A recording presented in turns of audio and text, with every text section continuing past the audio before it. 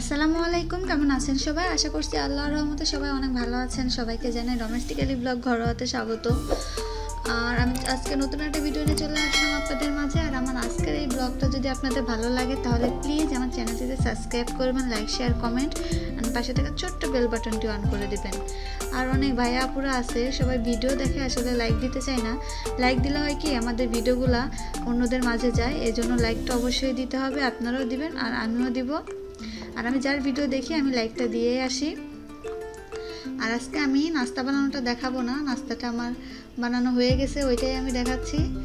এই তো আজকে আমি লুচি বানিয়েছি আর তরকারিটা ছিল আগের, আমি একটু রেখে দিয়েছিলাম আলাদা করে তুলে, এটা বের করে গরম করে নিয়েছি। আর এখন আমরা খাবো।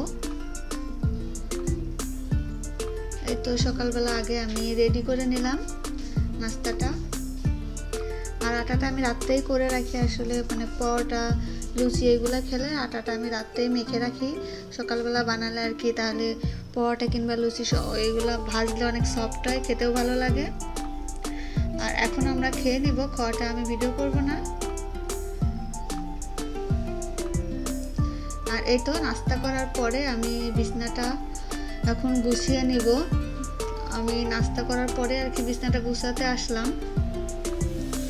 অনেকেই বলতে পারেন যে নাস্তা বানানো মানে আগে খেয়ে নিয়েছি পরে বিছনা গুছাচ্ছি, আসলে হয় কি ঘরে ছেলে মানুষ তারপরে বাচ্চারা এরা তো আর মহিলাদের মতন সকাল সকাল ঘুম থেকে ওঠে না, মানে নাস্তা বানানোর পরেই এদের ডাকলে তারপরে এরা ঘুম থেকে ওঠে, এই জন্য আমি নাস্তা করার পরেই বিছনাটা গুছিয়ে নিয়েছি। আর মাইকে চুলটা বেঁধে দিলাম ও পড়তে বসতে। আর আমি মায়ের ঘরটা আগে গুছিয়ে নিয়েছি, তারপরে আমার ঘরটাও গুছিয়ে নিয়েছি আমি। এই তো আমি যেরকম পারি আর কি ওইরকম করে একটু সুন্দর করে পরিপাটি করে রাখার চেষ্টা করেছি। আমার ঘরে অত জিনিসপত্র নাই আর ঘরটাও অনেক ছোট, মানে যা আছে আলহামদুলিল্লাহ এটাই অনেক।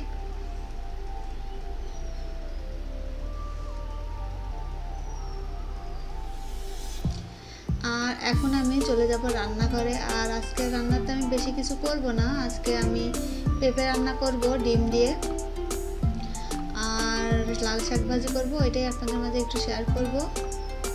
আর এ তো মাহি আর কি ক্যামেরা দেখলে ওর মুখটা হপ হয়ে যায়, মানে ক্যামেরার সামনেও আসতে চায় না আসলে বেশি। আমি ওকে একটু ভিডিও করতেছি, একটুও তাকাচ্ছে না, ওর আসলে ভিডিও ভালো লাগে না। আর বাইরে কিন্তু বৃষ্টি হচ্ছে।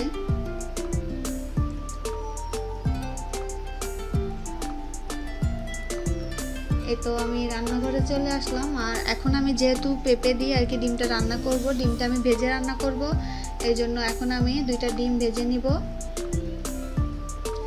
এখানে আমি মানে তরকারিটা রান্না করার জন্য যে মশলাটা করেছি ওই মশলাটা দিয়ে আর কি ডিমটা ফেটে নিয়েছি। যেহেতু কাঁচা পেঁয়াজ কিছু দিচ্ছি না, এই জন্য আর কি রান্না করার জন্য যে মশলা ওইটা আর কি সামান্য একটু দিয়ে ডিমটা ফেটে নিয়ে আর কি ভেজে নিলাম। এই তো ডিমটা আমি এইভাবে করে ভেজে নিয়েছি। আর এখান থেকে আমি 2 টুকরা করে নিব। আর আমি এখানে আজকে 2টা ডিমই রান্না করব, আজকে ভেজে যেহেতু রান্না করতেছি 2টা ডিমই হবে, আমরা মানুষ যেহেতু 3 জন, একবেলা খাওয়ার জন্য আর কি 2টা ডিমই যথেষ্ট, যেহেতু ভেজে রান্না করতেছি। আর আমার ডিমটা ভাজা হয়ে গেছে, একটা ডিম, আমি একটা ডিমও ভেজে নিব সেমভাবে।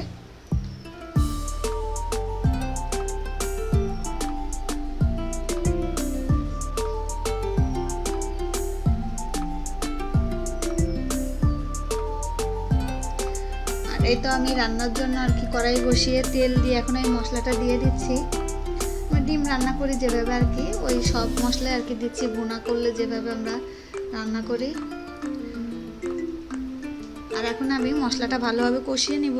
আর মশলাটা মানে ভালোভাবে কষালে তরকারিটাও খেতে বেশি ভালো লাগে।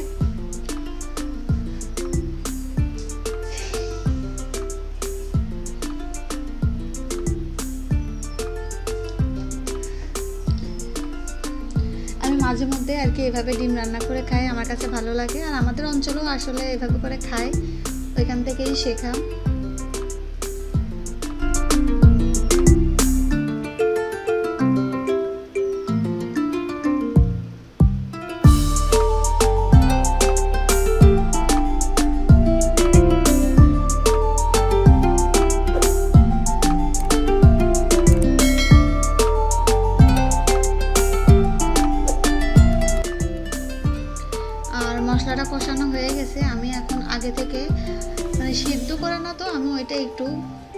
ফুটন্ত পানিতে দিয়ে আর কি হালকা একটু ভাপ দিয়ে নিয়েছি আলু আর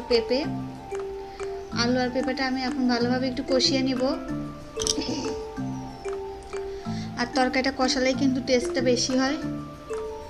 কষাতে কষাতে আর কি পুরো রান্নাটা হয়ে যাবে, ওইভাবে কষাইতে হবে, মানে অর্ধেকটা সিদ্ধ করে ফেলতে হবে, তাহলে তরকারিটা বেশি টেস্টি হয়। আর আমি সেমভাবে মানে ওইভাবে করেই কষিয়ে নেব একটু।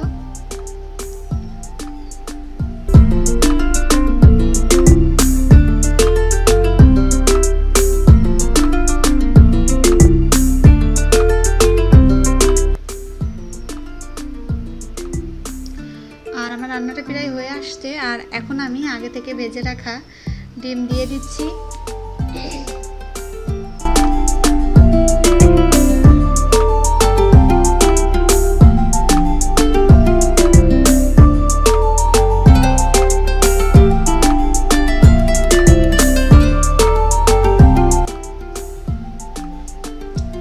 আর এখন আমি একটু গুঁড়া মশলা দিয়ে দিব। এটা হচ্ছে এলাচ, দারচিনি, মানে সব কিছু, মানে গোশের যে মশলাগুলো থাকে সব কিছু মশলা একসঙ্গে ভেজে গুঁড়া করে রেখেছি।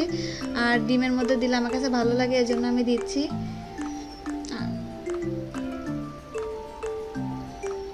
আর এই তো আমার আজকে রান্না শেষ। আর এখন আমি বাটিতে নামিয়ে নিয়েছি।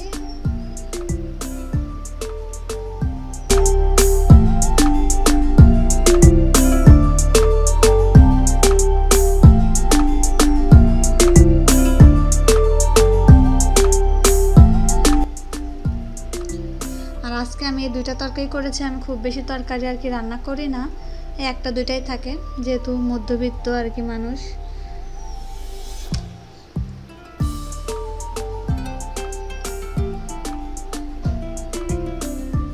আমি একটু কাছ থেকে দেখিয়ে দিচ্ছি। তরকারিটা খেতে আসলে অনেক মজা হয়েছিল, মাহির অনেক পছন্দ হয়েছিল। মাহি মাছটা খেতে চায় না, ডিমটা ওর পছন্দ। আর গরুর গোশটাও খুব একটা পছন্দ করে না। এটা হচ্ছে রাত্রেবেলা বাজার থেকে মানে কাঁকরোল আর করলা আনছে, লাল শাক, আর কি ওইটা পেয়ারা আর লটকনটা মাহির অনেক পছন্দ, পেয়ারাটা অনেক পছন্দ, কিন্তু পেয়ারাটা একটু পাইনসা ছিল, কিন্তু লটকনটা অনেক মজা ছিল খেতে। আর আমি এখন এই সবজিগুলা মানে যেগুলো আনছে ওইগুলো এখন ধুয়ে এখন সুন্দর করে পানি ঝরাতে দিব।